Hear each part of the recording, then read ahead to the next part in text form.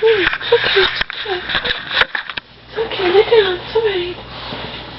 He was just sleeping. I like when he's sleeping. I like when he's sleeping, because when he's sleeping, he's not trying to power his eyes with cold.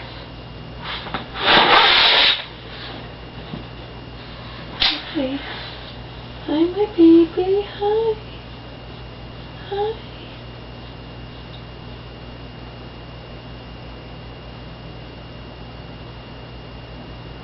We'll see the doctor tomorrow. We'll make sure everything's going okay with your eye surgery.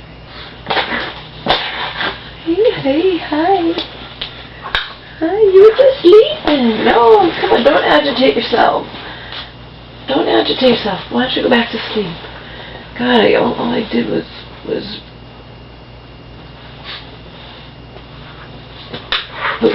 just, move like a fraction to grab the camera while still laying down, and then he woke up.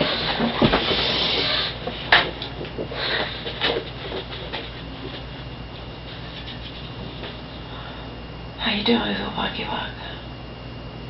Mama, get dressed.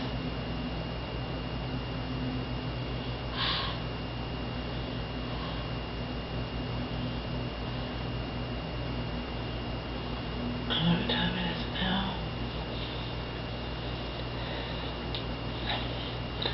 Can't sleep my life away, but truth be told, the best thing for both you and I is just to sleep. It is. Him sleeping and he's not trying to power his eye, and consequently, agitating me with worry. Alright, so I fell asleep creating that other video. I think we need to get up for the day, Omar's. Mama has to walk to the store and get money, and then you and I have to go in a taxi, because there's nobody I can ask to drive us to the pet store. I don't want to ask anybody. Truth told, ask that one guy.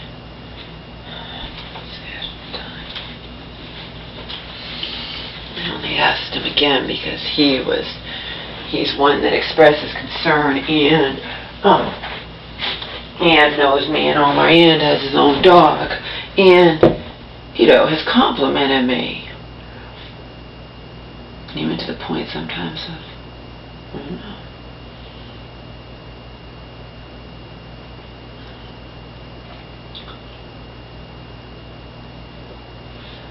Anyway,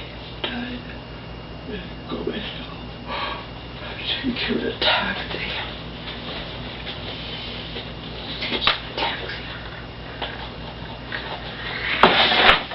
I have to, spend a good portion of an entire day visiting my mother and, talking to her doctor and social worker, whatever, just meeting them in person and seeing what's happening with Mom. I never know. I'm never able to get their person, so I never know what kind of. And then when I visited with a church friend, it hasn't been during the week, it's been on the weekend, so can't talk to anybody in person even then. So my mom signs stuff when she goes in these hospitals. Do you think she knows what she signs? No. I have no idea. I was looking up stuff. She's there as an emergency thing because 911 was called, and let me stress again, I didn't call them. I simply expressed to her, to Auntie and to my mom's church friend, that I didn't know what to do. Did not want to call the police on my mom when my mom just came home on Friday. That's just... Anyway. And as I said to you, I'd never seen her come home. And as far as I was concerned, the same condition she'd been in when she left. There was no difference. There was absolutely no difference.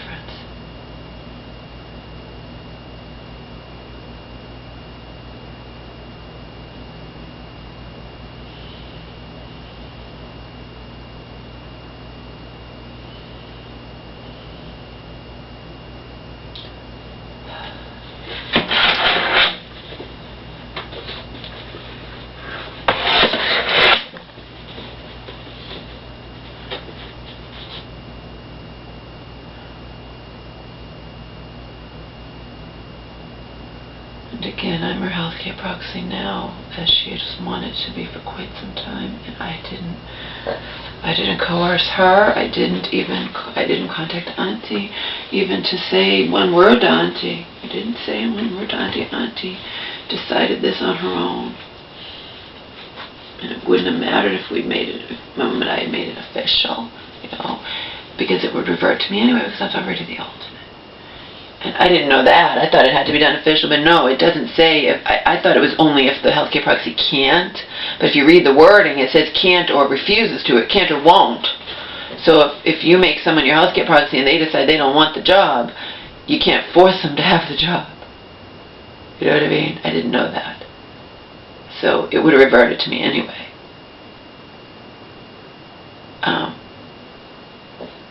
Auntie made it clear the last time my mom was in the hospital, she told them, she's like, she declined. I was told, like, we asked her aunt if she wanted to come meet with us in a meeting, and she declined. Yeah, she obviously doesn't want to be the healthcare proxy, but she hadn't bothered to say it to me, or maybe whatever. It doesn't really matter, because the fact is, it's what my mom wants. And I didn't force it upon my mom, and I didn't get into any type of argument with Auntie. I did nothing. I probably wouldn't even have got the text. Auntie doesn't have my phone number. I wouldn't have got the text, except I happened to, just for the hell of it, decide to look at my mom's phone and saw that text. So Auntie did the right thing, because I'm the one who's hands-on anyway, and I'm the one who my mom wants, and that's it.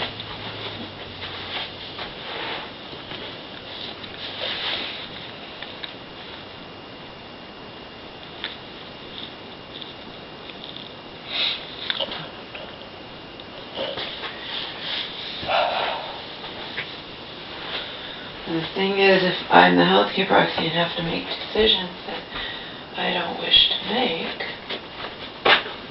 if I have to make decisions that it says online, if you have trouble making decisions that need to be made, or you're not alone. You can enlist help from your mom's caretakers and whatnot. I'm sorry, not caretakers, you know what I mean. The professionals in her life, her primary care physician, or that's what I mean. You can enlist help from them. So it's not like and it says it online. It doesn't put you down. It says you might find difficulty, you might find difficulty making these types of decisions. So you're certainly free to, ask for guidance. Ask guidance from. Come on. You're the person, people in their lives, like doctors and stuff.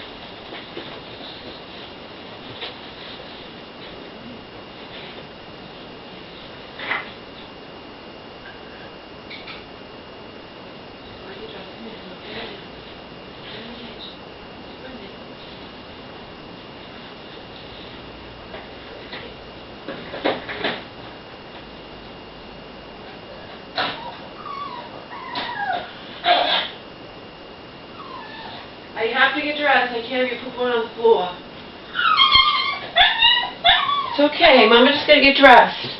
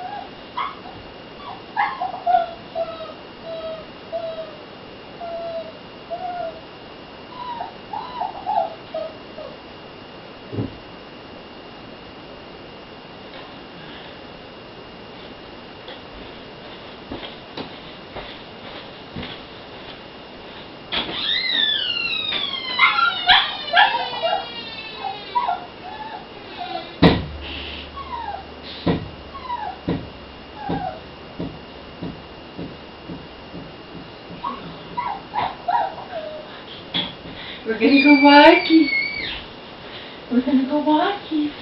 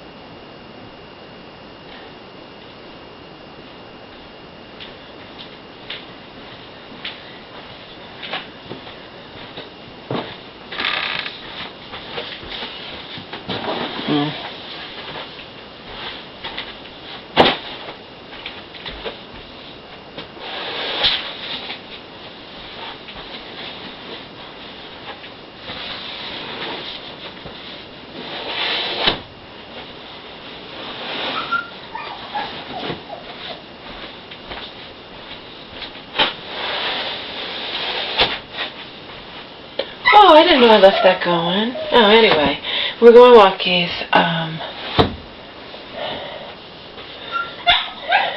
Yeah, my buddy Selena's really smart and wise, but she's a funny gal, because she'll be like, matter-of-factly, well, why can't you get neighbors to watch over while you go and visit your mom? You know, it's important, it's whatever. Yeah, no shit, Selena.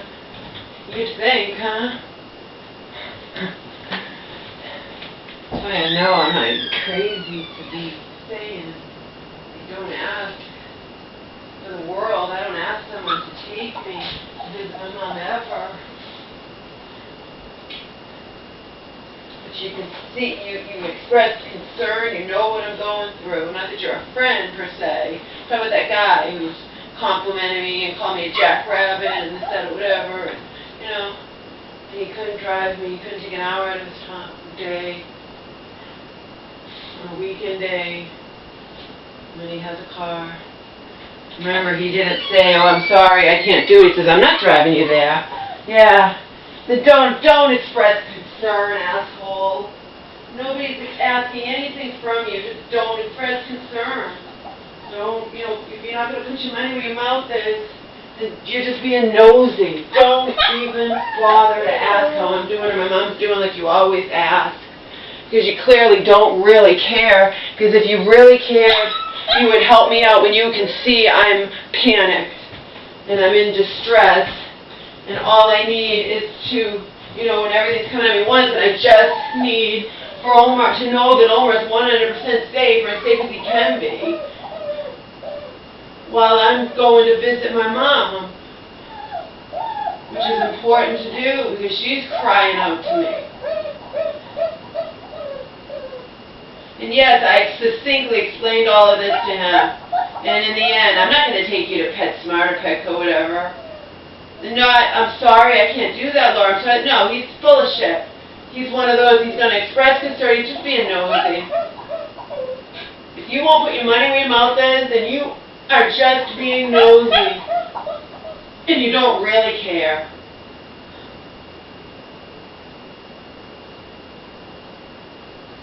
That's okay. Lesson learned, never forgotten.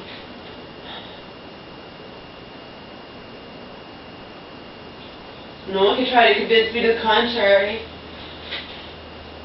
Remember, the guy across the street has gone out of his way to help me. I'm talking an emergency situation where I've run over there, and please, Omar needs to go to the vets right now. And then when they were on vacation, I had that emergency situation with this Cornell Elster. They're friends who didn't know me from Adam. The wife volunteered her husband. She's like, they were asking how I knew them because they've known them a long, long time. And I explained he's been very nice to me. You know, I don't take advantage. You know, I don't take advantage of anything, but he has helped me out before when I was desperate. And they're like, well, what's wrong now? And I told them, and it's not that. I'm like, we can go. I can take you, okay? juxtapose that with this guy who's known me now for a long time, okay? He's known me over a year now, okay? And he sees me all the time. He walks his dog, I walk my dog. How you doing, this, that, or whatever. How's your mom? And if my mom was walking with us, talking to both of us, and now he can't do this one favor, the one time I've asked him for a favor. What does that tell you, people? Okay? I want to stress that other people who don't even, that means that he never would have done with that guy that didn't know me from Adam, who was just they were real good friends with the people across the street who were gone for the weekend. They were babysitting their dogs for the weekend, house sitting. And he took me, no questions asked. He took me. And he had to wait because it took a while because I went at that corneal ulcer and I'm on an emergency basis. I had to wait to be seen. It could not be seen the moment I walked in the door. There's no appointment. And they had to talk to me about it. What was going on? It took time. The guy was out in his car and he was a stranger to me before that day. So, what does that tell you? How some people are versus how other people are. But these other people, this guy, I risked it. I risked being vulnerable. I risked showing my panic and my vulnerability. And what did it do? It bit me in the ass. So I'm not asking anyone for anything.